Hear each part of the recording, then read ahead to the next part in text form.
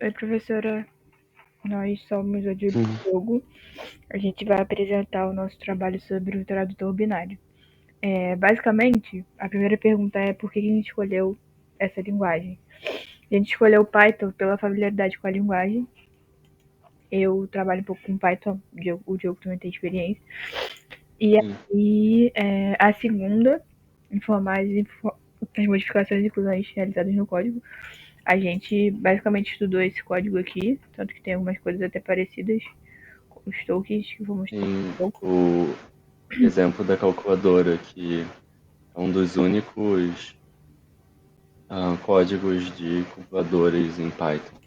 Sim. Aí, aqui no código, basicamente. Cadê? Ai, meu Deus. Tá lá pra cima. A gente colocou esses tokens aqui. E aí a gente definiu cada letra correspondente ao número binário que ela representa. E o dicionário também, né? Pra transformar, entre aspas, de binário pra letra normal.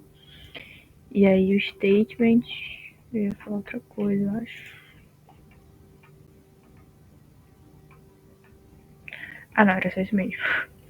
E aí os tokens a gente definiu como alfabeto, newline, ignore, terminal e espaço. E aí apresentados foram realizadas as modificações, inclusões nas regras da léxica, das expressões regulares, nas regras gramaticais e com as organizações semânticas criadas. E apresentar o código do usuário quase seja criado. Acabei de mostrar aqui o código, né? E basicamente eu só printei o que eu mostrei agora aqui. E aí agora a gente Uhum. a parte das regras gramaticais que o Diogo vai apresentar. Isso. Então, nesse início a gente tem a junção das regras gramaticais, as produções e as ações semânticas, de uma forma que as entradas e saídas do nosso tradutor se organizam de uma forma que é bem diretamente hierárquica, porque ela começa no nível mais baixo com cada um dos dígitos, que vai um conjunto de 8 formar o que a gente chamou de alfabeto, que pode se traduzir em qualquer uma das letras, ou números, ou sinais de pontuação. Ah, Essas letras, dentro de uma palavra, vão ser separadas por underline, que na tradução não vai aparecer na palavra. E as palavras compõem as expressões, que seria o equivalente às frases, que separam cada uma das palavras na entrada com um ponto e vírgula e Como tá nesse exemplo aqui do Oi aqui. isso. E na tradução ela é traduzida para um espaço. E o texto seria um conjunto de frases que compõem todo o texto. E aí as regras elas dão que, bom, eu acho que é mais fácil analisar de baixo para cima, talvez.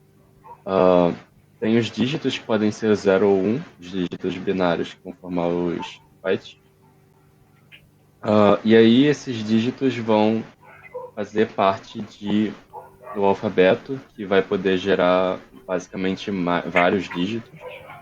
Ah, o statement, né, que é a palavra, vai acabar gerando vários statements que se traduzem nas letras separadas pelo espaço, que seria o underline. A expressão segue uma ordem parecida, mas ela vai ter a palavra seguida de um terminal que separa elas, que na entrada é o ponto vírgula e na saída é o espaço, e mais palavras, podendo terminar com um terminal ou não. E o texto, da mesma forma que a expressão, só que um nível acima, vai ser feito de várias expressões seguidas de um terminal. E aí, dá uma passada para a tabela. Isso. Então a gente pode ver basicamente tudo que a gente estava falando. As, os dígitos acabam se aglomerando nas letras, e aí no nível das letras a gente botou, do alfabeto, né? A gente botou uma função representativa de tradução, contando que é nesse nível que vai ocorrer a tradução dos números binários para letras. Uhum.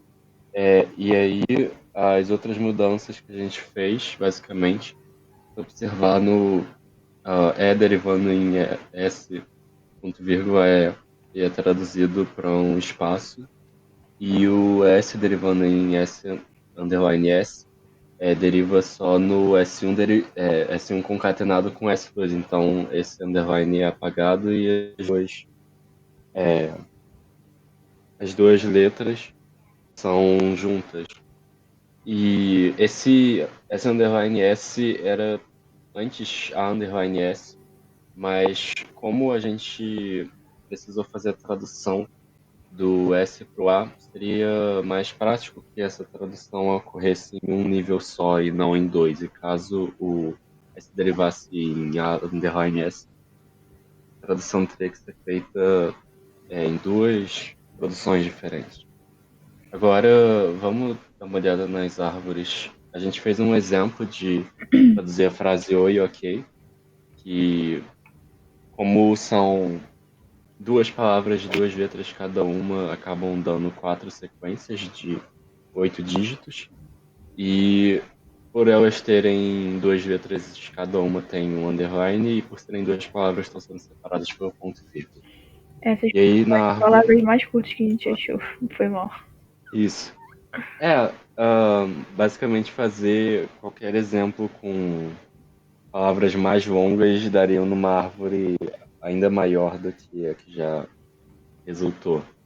Então, o mais importante que é para notar, a gente pode ver que o A vai derivando em o alfabeto, né, vai derivando em dígitos em cadeia, até que ele chega no último dígito e todos os valores de cada dígito vão sendo concatenados no alfabeto na ordem de entrar na frente dos últimos dígitos. Uhum. A Ah, gente e aí, anteriormente tinha feito para juntar todos os dígitos em uma letra. Tipo, uma letra ia derivar em todos os sim, dígitos.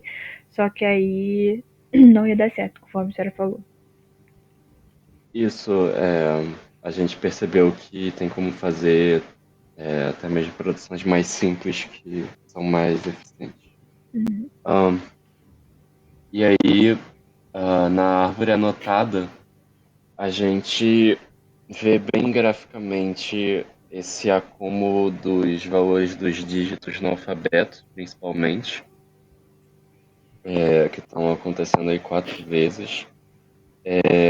E basicamente o resto é só a tradução do conjunto dos 8 dígitos na letra, e aí a junção das letras na palavra, e perde o underline, e a junção das palavras num texto que é separado pelo espaço representado na entrada com o.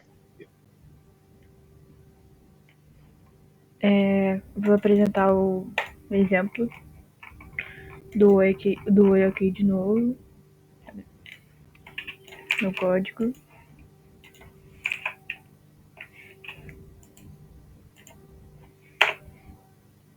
Beleza. Hum, E agora tem a última pergunta pra gente citar as principais dificuldades encontradas.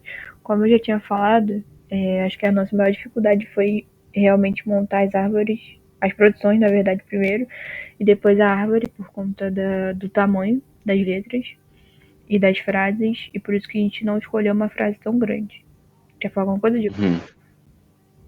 Sim, eu acho que a maior dificuldade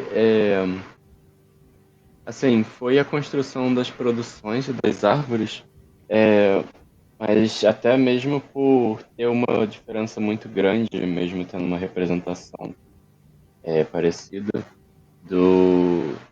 das árvores, das gramáticas vistas na aula, que representam as calculadoras, e acabou sendo um desafio bem grande aprender a adaptar isso para um tradutor que tem uma função completamente diferente. Sim. Mas eu acho que a gente, através do entendimento assim mesmo da matéria, conseguiu superar isso. E é isso, professora. Valeu. Valeu mesmo.